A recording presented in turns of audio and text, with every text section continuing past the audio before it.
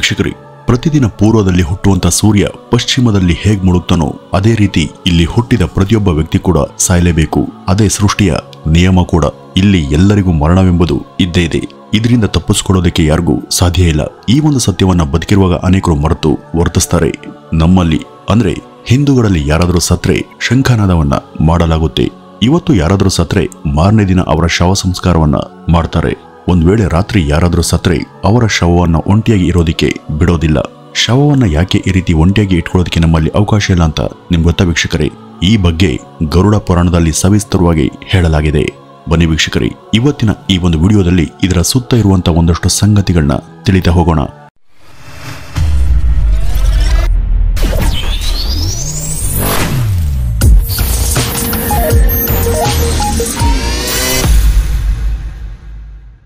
ವೀಕ್ಷಕರೇ, ಸುಖ, ದುಃಖ ಹಾಗೂ ನೋವು ಈ ಮೂರು ವಿಷಯಗಳ ಸ್ಪರ್ಶದ ಅನುಭವ ಆಗೋದು ದೇಹಕ್ಕೆ ಮಾತ್ರ.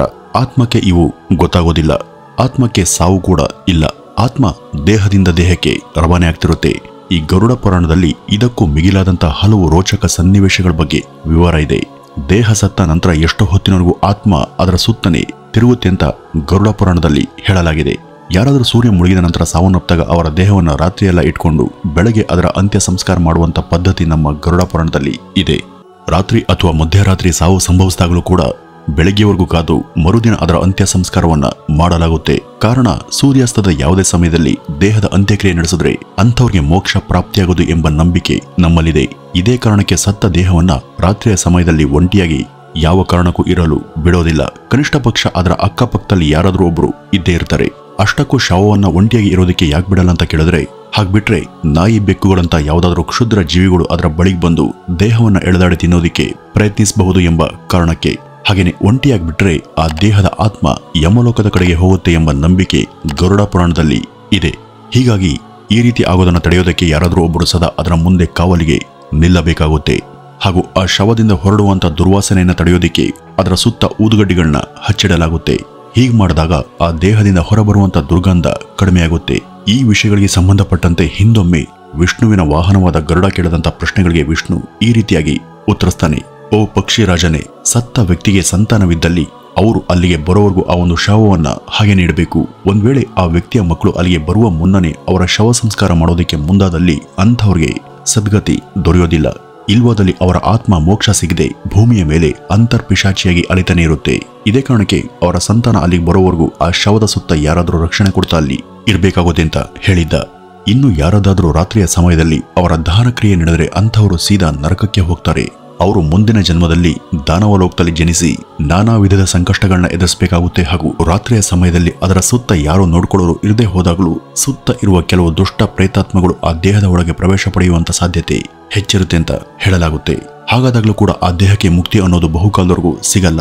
ಅದು ನಾನಾ ರೀತಿಯಲ್ಲಿ ಕಷ್ಟವನ್ನು ಅನುಭವಿಸ್ತಾ ಇರಬೇಕಾಗುತ್ತೆ. ಅದೇ ಕಾರಣಕ್ಕೆ ರಾತ್ರಿಯ ಸಮಯದಲ್ಲಿ ಆ ದೇಹವನ್ನು ಒಬ್ಬಂಟಿಯಾಗಿ ಯಾವ ಕಾರಣಕ್ಕೂ ಯಾರು ಬಿಡಬಾರದು. ಶವದ ಸುತ್ತ ಯಾರಾದರೂ ಇದ್ದು ಅದರ ಉಸ್ತುವಾರಿಯನ್ನ ವಹಿಸಿಕೊಳ್ಳಲೇಬೇಕು. ಈ ರೀತಿ ಯಾರಾದರೂ ಅದರ ಅಕ್ಕಪಕ್ಕ ಅಲರ್ಟ್ ಆಗಿ ಎಚ್ಚರವಾಗಿದ್ದಾಗ ಬೇರೆ ದುಷ್ಟ ಆತ್ಮಗಳು ಅದರ ಒಳ ಹೋಗೋದಿಕ್ಕೆ ಸಾಧ್ಯವಾಗಲ್ಲ.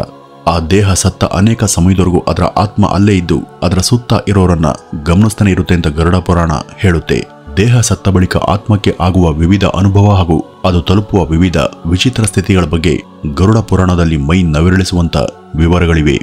ಅದರಲ್ಲಿ ಮೊದಲನೇದು ನಿರ್ವಾತ ಸ್ಥಿತಿ. ಯಾವುದೇ ದೇಹ ಸತ್ತ ಬಳಿಕ ಅದರ ಪಕ್ಕದಲ್ಲಿ ಅದರ ಆತ್ಮ ನಿಂತು ಇದೆಲ್ಲವನ್ನು ಕೂಡ ಗಮನಿಸ್ತಾನೆ ಇರುತ್ತೆ. ಅದಕ್ಕೆ ತಾನು ಸತ್ತಿದ್ದೇನೆ, ದೇಹದಿಂದ ಹೊರ ಬಂದಿದ್ದೇನೆ ಅಂತ ಎಷ್ಟೋ ಸಮಯದವರೆಗೂ ಗೊತ್ತೇ ಆಗಲ್ಲ.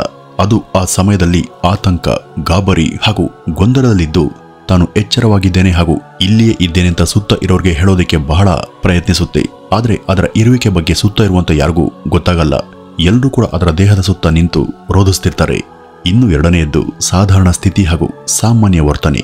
ಯಾವುದೇ ದೇಹ ಜೀವವನ್ನು ಕಳೆದುಕೊಂಡಾಗ ಅದರಿಂದ ಹೊರಬರುವಂತ ಆತ್ಮ ಕೆಲ ಕಾಲ ಸಾಧಾರಣ ದೇಹದಂತೆ ಅಥವಾ ವ್ಯಕ್ತಿಯಂತೆಯೇ ವರ್ತಿಸುತ್ತೆ. ಅದರ ಸುತ್ತ ಇರುವಂತ ಎಲ್ಲವನ್ನು ಕೂಡ ಗಮನಿಸ್ತಾ, ನೋಡ್ತಾ, ಅರ್ಥ ಮಾಡ್ಕೊಳ್ಳೋದಿಕ್ಕೆ ಪ್ರಯತ್ನಿಸುತ್ತೆ. ಅದು ತನ್ನದೇ ದೇಹದ ಒಳಗೆ ಮತ್ತೆ ಪ್ರವೇಶ ಮಾಡೋದಕ್ಕೆ ಪ್ರಯತ್ನಿಸುತ್ತೆ. ಆದ್ರೆ ಅದು ಸಾಧ್ಯ ಆಗಲ್ಲ. ಇನ್ನು ಮೂರನೆಯದ್ದು ಗಾಬರಿ ಹಾಗೂ ಅಶಾಂತಿಯ ಸ್ಥಿತಿ. ಯಾವುದೇ ಒಬ್ಬ ವ್ಯಕ್ತಿಯಿಂದ ಅದರ ಆತ್ಮ ಹೊರ ಬಂದಾಗ ಅದು ಕೆಲ ಸಮಯದ ಬಳಿಕ ಅಷ್ಟೇ ತಾನು ಸತ್ತಿದ್ದೇನೆ ಎಂಬ ಸತ್ಯವನ್ನ ತಿಳಿಯುತ್ತೆ. ಅದಕ್ಕೂ ಮುನ್ನ ಅದು ತನ್ನ ಸಾವನ್ನ ತಾನೇ ಸ್ವತಃ ನಂಬಲ್ಲ. ಅದಕ್ಕೆ ಸುತ್ತ ಇರುವಂತ ಎಲ್ಲರೂ ಕೂಡ ಕಾಣಿಸ್ತಾನೆ ಇರ್ತಾರೆ. ಅವರೆಲ್ಲರಿಗೂ ಅದು ತಾನು ಇದ್ದೇನೆ, ಬದುಕಿದ್ದೇನೆ ಅಂತ ಹೇಳೋದಕ್ಕೆ ಪ್ರಯತ್ನ ಪಡುತ್ತೆ. ತನ್ನ ಇರುವಿಕೆ ಬಗ್ಗೆ ಕೂಗ್ತಾ ಅವರಿಗೆ ತಿಳಿಸೋದಕ್ಕೆ ಪ್ರಯತ್ನ ಪಡುತ್ತೆ. ಆದರೆ ಯಾರಿಗೂ ಕೂಡ ಅದರ ಕೇಕೆ, ಕೂಗಾಟ, ಕಿರುಚಾಟ ಇದ್ಯಾವುದೂ ಕೂಡ ಕೇಳಿಸಲ್ಲ. ಆಗ ತನ್ನ ಮಾತು ಯಾರಿಗೂ ಕೇಳ್ತಿಲ್ಲ ಅಂತ ಗೊತ್ತಾದಂತ ಆ ಆತ್ಮ ದುಃಖಿಸುತ್ತೆ. ಅದು ಅಶಾಂತಿಯಿಂದ ನರಳುತ್ತೆ. ತನ್ನದೇ ದೇಹವನ್ನ ನೋಡ್ತಾ ಅದು ವೇದನೆಯನ್ನ ಪಡುತ್ತೆ. ಇನ್ನು 4ನೇದ್ದು ಅದರ ಸಂಚಾರ ಸ್ಥಿತಿ ಸ್ತಬ್ಧವಾಗುವುದು. ಆತ್ಮ ಬಹಳ ಕಾಲದವರೆಗೂ ತನ್ನ ದೇಹದಲ್ಲಿ ಇರುವ ಕಾರಣಕ್ಕೆ ಅದು ಅದರಿಂದ ಹೊರಬರುವಾಗ ಬಹಳ ದುಃಖಿಸುತ್ತೆ. ಅದು ತನಗೆ ಇಷ್ಟ ಆದವ್ರ ಜೊತೆ ಮಾತನಾಡೋದಿಕ್ಕೆ ಬಯಸುತ್ತೆ. ಆ ಒಂದು ಸಮಯದಲ್ಲಿ ಅದರ ಮಾತನ್ನ ಯಾರು ಕೂಡ ಕೇಳೋದಿಕ್ಕೆ, ಸ್ಪರ್ಶಿಸಲು ಸಾಧ್ಯವಾಗಲ್ಲ. ಆಗ ಆ ಆತ್ಮ ನಿಧಾನವಾಗಿ ಆ ಒಂದು ಸತ್ಯವನ್ನ ತಿಳಿದು ಅಲ್ಲಿಂದ ಮರೆಯಾಗುತ್ತೆ. ಅದರ ಸಂಚಾರವೂ ಕೂಡ ಸ್ತಬ್ಧ ಆಗುತ್ತೆ. ಇನ್ನು 5ನೇದ್ದು ಆತ್ಮ ಮತ್ತೆ ತನ್ನ ದೇಹದೊಳಗೆ ಸೇರೋದಕ್ಕೆ ಪ್ರಯತ್ನಿಸುವಂತ ಚಟುವಟಿಕೆಯನ್ನ ನಡೆಸೋದು. ಈ ಮೊದಲೇ ಹೇಳಿದಂತೆ ಆತ್ಮ ಮತ್ತೆ ಬದುಕೋದಿಕ್ಕೆ ಪ್ರಯತ್ನಿಸುತ್ತೆ. ಅದು ಮತ್ತೆ ತನ್ನ ದೇಹದೊಳಗೆ ಸೇರೋದಕ್ಕೆ ಪ್ರಯತ್ನ ಪಡುತ್ತೆ. ಅದರ ಎಲ್ಲ ಪ್ರಯತ್ನವನ್ನು ಕೂಡ ಯಮದೂತರು ನೋಡ್ತಾ ಅದರ ಸಮೀಪಕ್ಕೆ ಬರ್ತಿರ್ತಾರೆ. ಆಗ ಆ ಆತ್ಮಕ್ಕೆ ತನ್ನ ಯಾವ ಪ್ರಯತ್ನ ಕೂಡ ಫಲವನ್ನ ಕೊಡೋದಿಲ್ಲ ಎಂಬ ಸತ್ಯ ಕೊನೆಗೆ ಅರ್ಥ ಆಗುತ್ತೆ. ಆಗ ಅದು ಈ ಒಂದು ಸತ್ಯವನ್ನ ಸ್ವೀಕರಿಸಿ ಯಮದೂತರಿಗೆ ಶರಣಾಗುತ್ತೆ. ಇನ್ನು 6ನೇದಾಗಿ ಅದು ಪಡುವಂತ ವೇದನೆ ಹಾಗೂ ಆತ್ಮಾವಲೋಕನ. ಆತ್ಮ ತನ್ನ ದೇಹವನ್ನು ನೋಡಿ ದುಃಖಿಸುತ್ತೆ. ಅದಕ್ಕಿಂತ ತನ್ನ ದೇಹದ ಸುತ್ತ ನಿಂತು ರೋಧಿಸೋರ ದುಃಖವನ್ನು ನೋಡಿ ಅದು ಹೆಚ್ಚು ವ್ಯಥೆ ಪಡುತ್ತೆ. ಆಗ ಅದು ಈ ಹಿಂದೆ ತಾನು ಮಾಡಿದಂತ ಒಳ್ಳೆಯ ಹಾಗೂ ಕೆಟ್ಟ ಕೆಲಸಗಳನ್ನ ಎರಡನ್ನೂ ಕೂಡ ಸ್ಮರಿಸಿಕೊಳ್ಳುತ್ತೆ. ತನ್ನ ಬಂಧು ಬಾಂಧವ ಹಾಗೂ ಪರಿಚಿತರನ್ನ ನೆನಪು ಮಾಡಿಕೊಳ್ಳುತ್ತೆ. ಇವರನ್ನ ಬಿಟ್ಟು ಹೋಗ್ಬೇಕಲ್ಲ ಅಂತ ಅದು ತುಂಬಾ ನರಳುತ್ತೆ. ಆಗ ಅದನ್ನ ಕರೆದೊಯ್ಯೋದಕ್ಕೆ ಯಮದೂತರು ಕಾದಿರ್ತಾರೆ. ಅದು ಅವರ ಜೊತೆ ಹೋಗೋದಿಕ್ಕೆ ರೆಡಿಯಾಗುತ್ತೆ. ಅದು ಹೋಗುವ ಜಾಗದಲ್ಲಿ ಹಗಲು ಇರುಳು ಅನ್ನೋದೇ ಇರಲ್ಲ, ನೋವು ನಲಿವು ಇರಲ್ಲ. ಸುತ್ತಲೂ ಗಾಢಂಧಾಕಾರದ ನಿರ್ವಾತ ಸ್ಥಿತಿ. ನೀನಿನ್ನು ನಮ್ಮ ವಶ.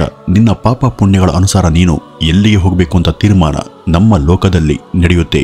ನಮ್ಮ ಜೊತೆ ಬಾಂತ ಅವರು ಗಂಭೀರವಾಗಿ ಅದಕ್ಕೆ ಆದೇಶ ಮಾಡಿ ತಮ್ಮ ಜೊತೆ ಕರೆದೊಯ್ತಾರೆ. ಇನ್ನು 7ನೇದ್ದು ಕರ್ಮ ಹಾಗೂ ಪುನರ್ಜನ್ಮ.